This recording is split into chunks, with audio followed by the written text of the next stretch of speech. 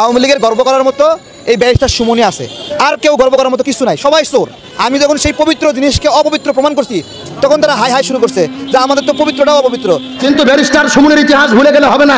এই ব্যারিস্টার সুমন তো সেই লোক, যেই লোকটা সুপ্রিম কোর্টের ভেতরে প্রসিকিউটর থাকা অবস্থায় কোরআনের পাখি আল্লামা সাঈদীকে কেমনে শাস্তি দেওয়া যায় এই জন্য তিনি কাজ করেছে। বাংলাদেশের যে আলেমদের ফাঁসি হয়ে গেছে, শাস্তি ভোগ করেছে, তাদের বিরুদ্ধে তিনি কাজ করেছে। আসসালামু আলাইকুম দর্শক মণ্ডলী, ব্যারিস্টার সাইদুল হক সুমনকে নিয়ে কিন্তু গত কয়েক মাস থেকেই বাংলাদেশে তুমুল আলোচনা চলছে। বিশেষ করে তিনি স্বতন্ত্র প্রার্থী হিসেবে যখন বিপুল ভোটের ব্যবধানে জয়ী হয়ে সংসদে প্রবেশ করলেন, তারপর কিন্তু বেনজির আহমেদ থেকে শুরু করে অনেক রাঘব বোয়ালদের দুর্নীতির তথ্য তিনি সামনে নিয়ে এসেছেন। এরই মধ্যে কিছু আলেম আবার বলতেছে যে আল্লামা দেলোয়ার হোসেন সাঈদীর যে মৃত্যু হয়েছে বা ফাঁসির রায় হয়েছিল, প্রথমে যাবজ্জীবন কারাদণ্ড হয়েছিল, সবকিছুর পেছনে নাকি ব্যারিস্টার সাইদুল হক সুমন সাহেবের হাত রয়েছে এবং এটি ভুলে গেলে চলবে না, এই ধরনের কথা বলা হচ্ছে। আবার অনেকে অন্যান্য কথা বলতেছে। এই সম্পর্কিত কয়েকটি ভিডিও আমাদের হাতে রয়েছে। কথা না বলিয়ে ভিডিওগুলো শুরু থেকে শেষ পর্যন্ত একটু মনোযোগ দিয়ে দেখে আসুন। আলেমগুলো হলো রাজাকারের বাচ্চা। এই বাংলাদেশের সাম্প্রতিক একটা এমপি হয়েছে, যার নাম হলো ব্যারিস্টার সুমন। কি নাম বলেছি? এই ব্যারিস্টার সুমন এমপি হওয়াতে তিনি তো ইউটিউবার, ভাইরাল পারসন, এমন কিছু কাজ করে মানুষকে আই ওয়াশ করার জন্য, মানুষের মনোরঞ্জন করার জন্য হাজারো মানুষ তার কাছে গিয়ে স্বাগত জানাচ্ছে। এমনকি আলেমরা পর্যন্ত তার গলার মধ্যে মালা দিয়ে নিজেদেরকে গর্ববতী মনে করে। কিন্তু ব্যারিস্টার সুমনের ইতিহাস ভুলে গেলে হবে না।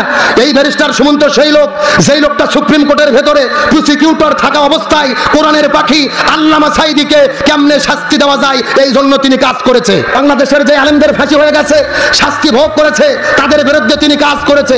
এমনকি বাংলাদেশে ভাস্কর্য বিরোধী, মূর্তি বিরোধী যখন আন্দোলন হয়েছিল, এই ব্যারিস্টার সুমন বলেছিল ভাস্কর্য মূর্তির বিরুদ্ধে যারা কথা বলে এই আলেমগুলো হলো রাজাকারের বাচ্চা। এখন আপনাদের কাছে আমার প্রশ্ন, যারা আলেমদের ফাঁসির জন্য কাজ করে, আলেমদের জেলে ঢোকানোর জন্য কাজ করে, আলেমদেরকে রাজাকার বলে, তাকে কি আমরা কখনো সমর্থন করতে পারি?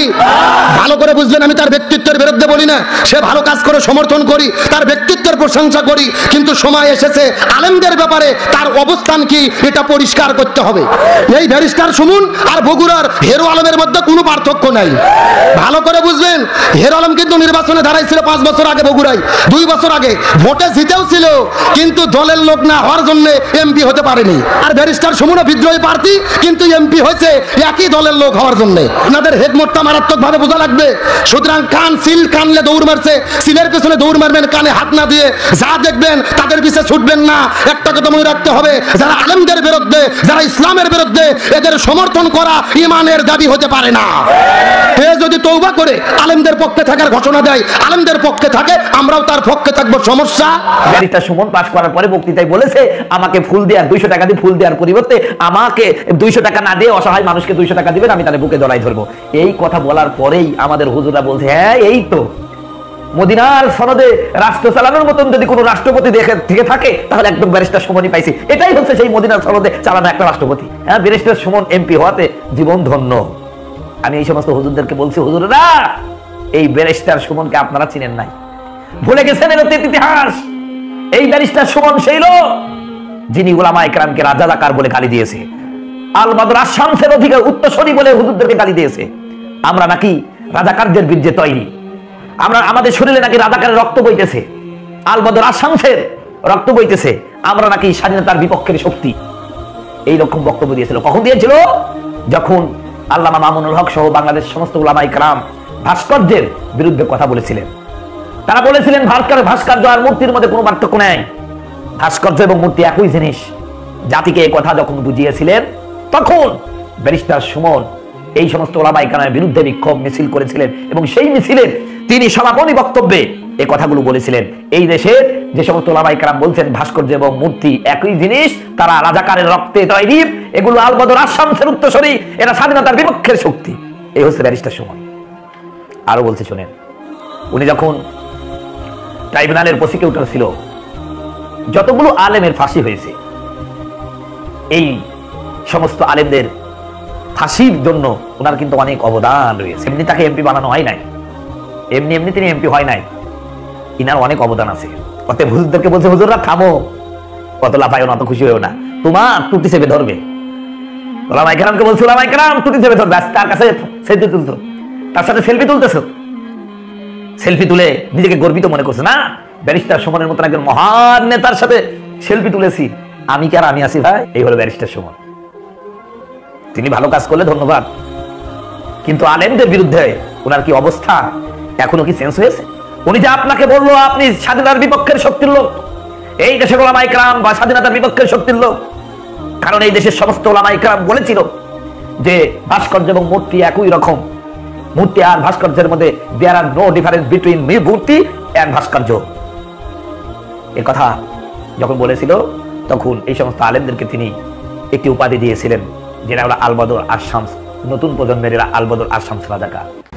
আমি দেখবেন যে 71 সালে, আমি জানি না আপনাদের খেয়াল আছে কিনা, 71 সালে যারা বলছেন যে যারা পাকিস্তানের বিরোধিতা করবে তারা আর মুসলমান থাকবে না, এই সব কথা যারা বলছেন, তারা এই সব কথা বলে তো আর পাকিস্তানকে আটকাইতে পারেন নাই, এই দেশে রাখতে পারেন নাই। এই আপামর মুক্তিযোদ্ধারা এই দেশটারে জয় করে নিয়েছিল। আপনি খেয়াল করে দেখবেন এদের বংশধররাই আজকে বলে যে এইটা মূর্তি, এইটা প্রতিমা, এই সব কথা বলে। এইবারও এই স্বাধীনতার সপক্ষের সরকার এবং সরকারের বিরোধিতা করার জন্যই ইসলাম প্রতিষ্ঠা এদের কোনো উদ্দেশ্য না, এদের উদ্দেশ্য হচ্ছে গিয়ে প্রকৃত এই সরকারের। আপনি একটা জিনিস খেয়াল দেখবেন, পাকিস্তানে যখন ভাস্কর্য হয় তখন এরা বলে এটা পবিত্র, সৌদি আরবে যখন ভাস্কর্য হয় তখন বলে পবিত্র, যখন ইরানে হয়, যখন তুরস্কতে হয় তখন বলে এটা, যদি এরদোয়ানের যখন ভাস্কর্য হয় তখন বলে পবিত্র। একমাত্র বাংলাদেশের জাতির পিতা যার ভাস্কর্য হওয়ার পর, যেটা আমাদের বাঙালিদের অনুভূতির সাথে সম্পর্কিত, পৃথিবীর কোনো জায়গায় পাবেন না যে অনুভূতিতে আঘাত দেওয়া হয়। আরে আমাদের মহানবী মুহাম্মদ মুহাম্মদ সাল্লাল্লাহু আলাইহি ওয়াসাল্লাম তো কোনোদিন ধর্ম প্রচার করতে গিয়ে কারো অনুভূতিতে আঘাত দেন নাই। আর এরা এখন সামান্য এই 2 দিন আপনারা দেখবেন, খেয়াল করে আমার কাছে মনে হইতেছে, আমি জানি না আপনারা এটা বিশ্বাস করবেন কি, আমার মনে হইতেছে যারা মূর্তি এবং ভাস্কর্যের বিতর্ক যারা শুরু করছে এরা। আপনারা কিন্তু কয়েকটি ভিডিও দেখে এসেছেন, এরপর যে আপনাদের মূল্যবান মন্তব্য অবশ্যই কমেন্ট বক্সে লিখে জানাবেন। তার আগে আমি আরেকটি রিপোর্ট আপনাদের সামনে তুলে দিচ্ছি। এখানে বলা হচ্ছে বাজেট নিয়ে বিএনপি সংবাদ সম্মেলন রোববার। প্রস্তাবিত 2024-25 অর্থ বছরের বাজেট নিয়ে রোববার আনুষ্ঠানিকভাবে প্রতিক্রিয়া জানাবে বিএনপি। এদিন বিকাল 3টায় রাজধানীর গুলশানে বিএনপির চেয়ারপারসনের রাজনৈতিক কার্যালয়ে দলটির মহাসচিব মির্জা ফখরুল ইসলাম আলমগীর সংবাদ সম্মেলন করে দলের এমন প্রতিক্রিয়া তুলে ধরেন। সংবাদ সম্মেলনে মির্জা ফখরুলের সঙ্গে বিএনপির স্থায়ী কমিটির সদস্যরাও উপস্থিত থাকবেন। বিএনপির মিডিয়া সেলের সদস্য শাইরুল কবির খান জানান, বাজেট নিয়ে আনুষ্ঠানিক প্রতিক্রিয়া জানাবে বিএনপি। এতে বিএনপি মহাসচিব ছাড়াও স্থানীয় কমিটির কয়েকজন সদস্য উপস্থিত থাকবেন। দর্শক মণ্ডলী, এখানে আরও কিছু হেডলাইন করেছে মানবজমিন, সেখান থেকে আমি আপনাদের পড়ে শোনাচ্ছি। এখানে বলা হচ্ছে যে অর্থনৈতিক সংকটকালে এই বাজেট গণমুখী, বলেছে ওবায়দুল কাদের, অর্থাৎ আওয়ামী লীগের সাধারণ সম্পাদক জনাব ওবায়দুল কাদের সাহেব বলেছেন যে অর্থনৈতিক সংকটকালে এই বাজেট গণমুখী। এটা কিন্তু ওবায়দুল কাদের সাহেবের ভাষ্য।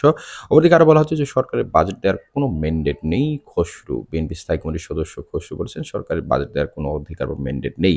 যারা 6 দফা মানে না তারা দেশের স্বাধীনতায় বিশ্বাস করে না, বলেছেন ওবায়দুল কাদের। অর্থাৎ বঙ্গবন্ধু শেখ মুজিবুর রহমানের যে 6 দফা সেটা যারা মানে না তারা বাংলাদেশের স্বাধীনতা মানে না, এই ধরনের মন্তব্য করেছেন জনাব ওবায়দুল কাদের সাহেব। ট্যাক্স ও ঋণের বোঝা বাড়ানোর বাজেট জাতি ঘৃণা করে প্রত্যাখ্যান করবে এবি পার্টি। এবি পার্টি থেকে এই বাজেট সম্পর্কে বলা হয়েছে যে ট্যাক্স ও ঋণের বোঝা বাড়ানোর বাজেট জাতি ঘৃণা করে প্রত্যাখ্যান করবে। কল্যাণ পার্টি থেকে ডক্টর ইকবালের পদত্যাগ, অর্থাৎ কল্যাণ পার্টি থেকে ডক্টর ইকবাল আপনারা অনেকেই চিনে থাকবেন, তিনি কিন্তু পদত্যাগ করেছেন। বেনজিরকে লালন পালন করে বড় করেছে সরকার, বলেছে বিএনপির সিনিয়র যুগ্ম মহাসচিব রুহুল কবির রিজভী। তিনি স্পষ্ট বলে দিয়েছেন যে সাবেক পুলিশের আইজিপি বেনজির আহমেদ তাকে লালন পালন করে বড় করেছে সরকার। গণতন্ত্র মুক্ত না হওয়া পর্যন্ত রাজপথ ছেড়ে যাব না, বলেছেন টুকু। কারামুক্ত হলেন যুবদলের সভাপতি টুকু। সুলতান সালাউদ্দিন টুকু কিন্তু জেল থেকে বের হয়ে তিনি বলেছেন যে গণতন্ত্র মুক্ত না হওয়া পর্যন্ত রাজপথ ছেড়ে যাব না। তারপর বলা হচ্ছে যে আওয়ামী লীগকে ক্ষমতায় রাখতে সর্বশক্তি নিয়োগ করেছিল বেনজির, বলেছেন মির্জা ফখরুল ইসলাম আলমগীর। অর্থাৎ বিএনপির মহাসচিব মির্জা ফখরুল ইসলাম আলমগীর এক কথায় বোঝাতে চেয়েছেন যে আওয়ামী লীগকে ক্ষমতায় টিকিয়ে রেখেছিল সাবেক পুলিশের আইজিপি বেনজির আহমেদ, এবং তিনি এক কথায় বলতে গেলে সর্বশক্তি নিয়েই সরকারকে টিকিয়ে রেখেছিলেন, এই দাবি করেছেন মির্জা ফখরুল ইসলাম আলমগীর। আজিজ বেনজিরদের দিয়ে ক্ষমতা দখল করেছে আওয়ামী লীগ, বলেছে মাহমুদুর রহমান মান্না। দর্শক মণ্ডলী, এই হেডলাইনটি আমি আপনাদের সামনে আবারও তুলে ধরছি। এখানে বলা হচ্ছে যে আজিজ বেনজিরদেরকে দিয়ে ক্ষমতা দখল করেছে আওয়ামী লীগ, বলেছে নাগরিক ঐক্যের আহ্বায়ক মাহমুদুর রহমান মান্না। গণতন্ত্র এখন গুরুস্থানে, বলেছে সিনিয়র মহাসচিব বিএনপি সিনিয়র যুগ্ম মহাসচিব রুহুল কবির রিজভী। যে গণতন্ত্র এখন আর নেই, সেটা এখন গুরুস্থানে। দর্শক মণ্ডলী, এই বিষয়গুলোতে আপনাদের মূল্যবান মন্তব্য অবশ্যই কমেন্ট বক্সে লিখে জানাবেন। আর পরবর্তী আপডেট পেতে আমাদের এই চ্যানেলটিকে সাবস্ক্রাইব করে বেল আইকনটি বাজিয়ে সাথে থাকবেন। ধন্যবাদ সবাইকে। আসসালামু আলাইকুম।